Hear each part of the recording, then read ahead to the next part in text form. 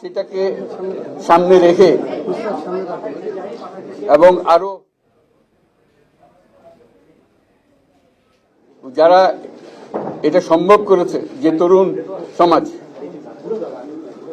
তাদের প্রতি আমি আবার সমস্ত প্রশংসা এবং কৃতজ্ঞতা জানাচ্ছি তাদেরকে। তারা আমার পাশে আছে। এরা এই দেশকে রক্ষা করেছে, এই দেশকে নতুনভাবে পুনর্জন্ম দিয়েছে এবং এই পুনর্জন্মে যে বাংলাদেশ পেলাম, সে বাংলাদেশ যেন অত্যন্ত দ্রুত গতিতে এগিয়ে চলতে পারে, সেটাই হলো আমাদের শপথ। সেটা আমরা রক্ষা করতে চাই, এগিয়ে যেতে চাই। আজকে আবু সাঈদের কথা মনে পড়ছে আমাদের, যে আবু সাঈদের ছবি বাংলাদেশের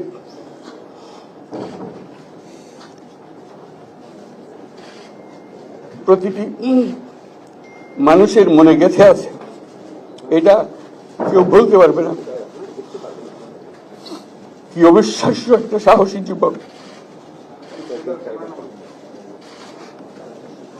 বন্দুকের সামনে দাঁড়িয়ে আছে এবং তারপরে থেকে কোন যুবক, কোন যুবতী আর হার মানে নাই, সামনে গিয়ে আছে এবং বলছি যত গুলি মারো, মারতে পারো, আমরা আছি। তো যার কারণে এটা সারা বাংলাদেশ জুড়ে এই আন্দোলন ছড়িয়ে গেছে এবং যার কারণে বাংলাদেশ এই দ্বিতীয়বার স্বাধীনতা অর্জন করলো।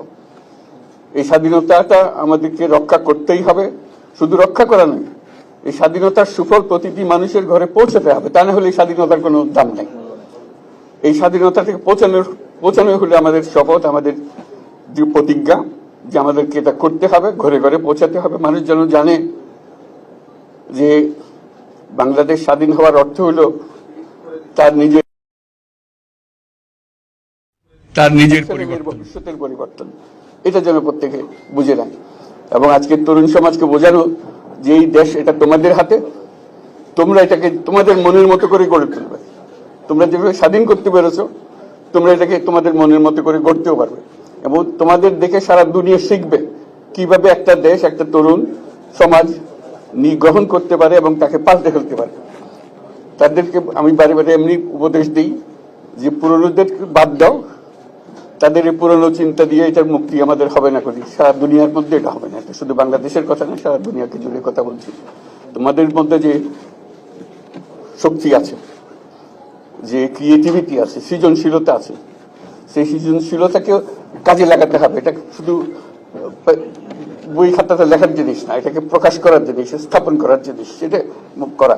এটা আমরা এই আজকে আমাদের পুরো কাজটা হলো, দায়িত্বটা হলো, তারা যেটা অর্জন করে নিয়ে এসছে এখন তাদেরকে দিয়ে এটাকে করিয়ে দেওয়া, আমাদের সমস্ত কাঠামোগুলো পরিষ্কার করে দেওয়া। সরকার বলে একটা জিনিস আছে, কিন্তু মানুষের কোনো আস্থা নেই। মানুষ মনে করে সরকার একটা দমন পীড়নের একটা যন্ত্র, যেখানে পায়, যেখানে সুযোগ পায় তার একটা কষ্ট দেওয়া, তার থেকে নিংড়ে দেওয়া, যে সকল স্তরে। এটা হলো তার থেকে কেমন ভাবে সামাল দিতে হবে, তাকে একটা ভয়ের একটা জিনিস, তাকে সামাল দিয়ে চলা। এটা হলো সরকার। এটা সরকার হতে পারে না। সরকারকে দেখে মানুষের বুক ফুলে উঠবে যে আমাকে সাহায্য করবে, আমাকে রক্ষা করবে, আমার সরকার আমার জন্য দাঁড়াবে। সরকার তার জন্য দাঁড়ায় না কোনো সময়। যে সরকার হবে, সেই সরকার মানুষকে রক্ষা করবে, মানুষের আস্থাভাজন হবে। কেউ জোর করে তাকে বলার ভালো আছে এটা না। সে নিজে নিজে বিশ্বাস করবে, সরকারি লোক দেখলে বলবে আমার লোক, আমাকে রক্ষা করার লোক। সেই আস্থাটা আমাদেরকে ফিরিয়ে আনতে হবে মানুষের মনে। তাহলে মানুষও যোগ দেবে এটাকে। মানুষ এখন পিছিয়ে থাকে যে কিসের মধ্যে আমাদেরকে ঢুকিয়ে দিচ্ছে। আমরা যেন জানতে পারি যে এইটা আমরা সবাই মিলে আমরা অগ্রসর হতে পারি। একটা বড়, সারা বাংলাদেশ একটা বড় পরিবার। এই পরিবার আমরা একসঙ্গে চলতে চাই এবং আমাদের মধ্যে দ্বিধা দ্বন্দ্ব যা কিছু সরিয়ে ফেলতে চাই। যারা বিপথে গেছে তাদেরকে পথে আনতে চাই, যাতে করে একসঙ্গে আমরা কাজ করতে পারি। এর মধ্যে আমরা শুনলাম, আসার পথে শুনে আসছি যে এখানে আইন শৃঙ্খলার ব্যাঘাত হচ্ছে, মানুষকে আক্রমণ করছে, ঘরবাড়ি জ্বালিয়ে দিচ্ছে, সম্পদ জ্বালিয়ে নষ্ট করছে, চুরি করছে, দিয়ে যাচ্ছে, অফিস আদালতে আক্রমণ করছে, সংখ্যালঘুদের উপর আক্রমণ করছে, হিন্দু, বৌদ্ধ, খ্রিস্টান, আহমদিয়া সবার উপর আক্রমণ করছে। এগুলো হলো ষড়যন্ত্রের অংশ। এগুলো আমাদের বিষয় না। আমাদের কাজ হলো এটাকে রক্ষা করা, সবাইকে রক্ষা করা। প্রতিটি মানুষকে, প্রতিটি মানুষ আমাদের ভাই, আমাদের বোন, তাদেরকে রক্ষা করা এবং আমাদের একটা শৃঙ্খলা ফিরিয়ে আসা। বিশৃঙ্খলা, সহিংসতা, এগুলো হলো অগ্রগতির বড় শত্রু। আমাদের যে যাত্রা শুরু হলো সেই যাত্রার শত্রু। কাজে এই শত্রুকে যাতে রোধ করা যায়, তাদেরকে বুঝিয়ে শুনিয়ে হোক, তাদেরকে আইন শৃঙ্খলার হাতে দিয়ে হোক, এটা বোঝাতে হবে। তাকে মেরে পেটে এটা ঠিক না, আইন শৃঙ্খলা নিজের হাতে ঠিক না।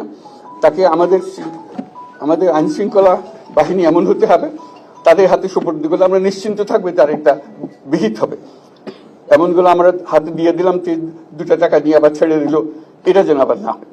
তা আমাদের সেই আস্থাটা আমাদেরকে আনতে হবে। কাজে আইন শৃঙ্খলা এখন আমাদের প্রথম কাজ।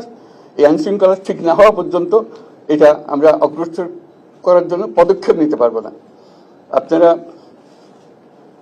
আমার উপরে আস্থা রেখে আমাকে জানিয়েছে, ছাত্ররা আমাকে আহ্বান দিয়েছে, সেটাতে আমি সাড়া দিয়েছি।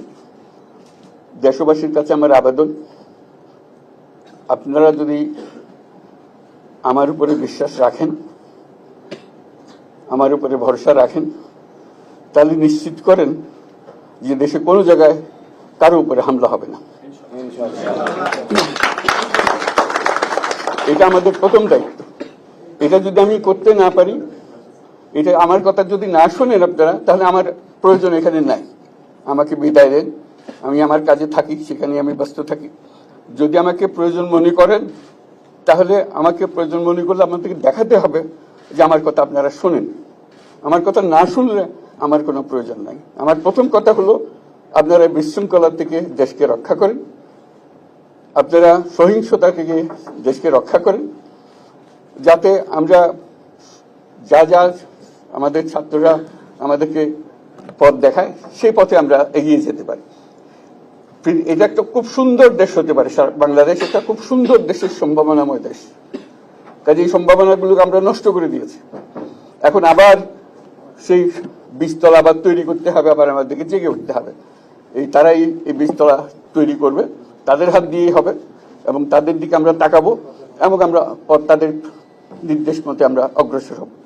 এখানে সরকারি কর্মকর্তা কর্মচারী যারা আছেন, সেনাবাহিনী, বিমান বাহিনী, নৌবাহিনী প্রধানরা যারা আছেন, তাদের প্রতি অনুরোধ, আমরা একটা পরিবার, এইটার মধ্যে যেন আমাদের গোলযোগ না হয়, আমরা একযোগে একসাথে চলতে পারি, এবং আমরা তড়িৎ গতিতে একটা সুন্দর বাংলাদেশ গড়ার পথে এগিয়ে যেতে পারি। সেটাই আমার কামনা। আপনাদের সবার কাছে আবেদন, আমাদেরকে সেই সুযোগ দেন, আমরা সেই পথে আমরা যেন অগ্রসর হয়ে নিজের প্রশান্তি পাই। পৃথিবীর সবাই আগ্রহ করে তাকিয়ে আছে আমাদের দিকে। এখানে যখন ছাত্ররা রাস্তায় নেমেছে, পৃথিবীর সব জায়গা থেকে অভিনন্দন এসছে, যে তারা অবাক হয়ে গেছে। আমাদের তো গা শিউরে উঠেছে, প্রতিদিন যা হয়েছে অবিশ্বাস্য কাণ্ড। তাদেরও এটা স্পর্শ করেছে, তাদের তরুণরাও জেগে উঠছে আমাদের ছেলে মেয়েদের এই অভিজ্ঞতা থেকে, তাদের এই সংবাদ থেকে তারাও চোখ জেগে উঠেছে আমরা কি করতে পারি। কাজে আমাদের কাজ হবে এগুলো সম্পূর্ণ করা। আমরা আজকের থেকে শুরু করলাম, সেটা আশা করি আমরা দ্রুত গতিতে এগিয়ে যেতে পারবো। সবাইকে ধন্যবাদ। আজকে কোশ্চেন আমি নিলাম না, আর দিও না। Thank you. আজকে হবে কথা তো হবে। Thank you so much. Chief বলছেন যে স্যার আমি একবার আসার চেষ্টা আপনাকে এইচকিউতে নিয়ে যাই। ঠিক আছে, না আমরা এখানেই থাকি, এখানেই করে ফেলি। আসিফ ভাই থাকবে, আমি থাকবো। Security protocol